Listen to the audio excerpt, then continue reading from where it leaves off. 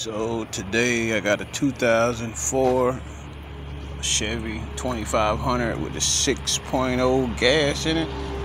We'll be doing the power steering pump. This one has run completely dry and it's smoking when you're starting it up. Pumps are whining, and I'm almost positive this one's burnt up. Doesn't affect it or it doesn't change anything when you put fluid in it. It had a busted power steering line in it, been replaced, and now the pump has totally puked out. So here's another video. I got my upper radiator hose loose off the radiator. I got my intake tube loose. Took it off here from the bottom with the 8mm here hose clamp. You got another one right here on the throttle body. Just want to pull that up, get that from around this cover. You can take this off, which is a 7. Probably take it off later to put it back on. Gives you enough room to lift it out. You got one little push clip thing here that always seems to not function correctly. Put that over here. That goes in that hole. And we got one bolt here for the fan strap. One bolt over here. We got this hose clamp. We got to take off this little clip. And then we have a few little push clips here that holds the upper fan strap out. 2 on this side and 2 on the other one. So I'll get them out and I'll show you how we get this fan out of here. So those are the 2 10mm bolts I mentioned earlier, and this one missing 2 little clips, which I think I got here. This fan strap just lifts off, and I'm gonna take this fan out here to remove the bottom fan strap, which just snaps down in. I'll show you that here in a second. But like I said, I usually take mine off with the air chisel. So much easier here at the shop with air. Put my air chisel right down on the side of it, breaks loose. Unspin it. You could do this with a crusher wrench or a hammer or something like that. But we'll get this off and we'll continue with this power steering pump here. So what I did was I got my air chisel right here on the side, hit downwards. This one's got right hand threads, so get it to come off, and then we should be able to lift this bottom fan strap out of here, and we'll continue. We'll get the belt off and start accessing the hoses. I think the high pressure line's got to come off, and so this bottom fan strap, like I said, it just lifts up out of here. Nothing ties into it. Put this up here out of the way. These little clips here, what holds the bottom fan strap on to the radiator here. So we're gonna get our 15mm socket here. Take our belt off. We're gonna unplug our battery because we gotta take the alternator off this bracket. Don't want anything to short out. And so yeah, stay tuned. Anyway, I never understood why they put these little bitty fans on these big trucks. I wonder why they have a problem overheating here. This looks like a fan off of a S10 Blaze or something with a 4.3 in it. It's possibly the same thing, but who knows. Got my battery disconnected, and we're gonna get started on this belt. And we're gonna go down in here, start getting these hoses off here.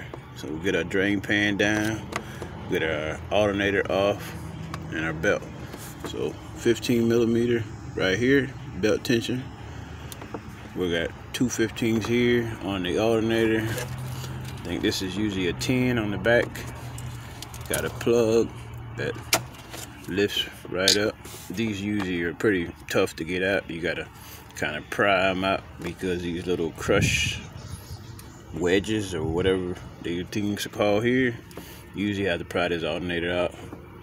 So stay tuned. Like I said, this is bolt on the back. Here's a 10. Got it out, and I got these two in the front for the alternator that's loose. I'm gonna go ahead and take them two out and show you the tightness of this thing here.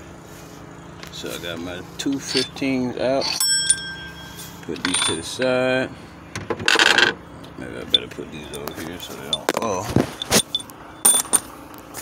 And yeah, I usually stick it right here and pry upwards on it just to get it back and forth to get it to break loose.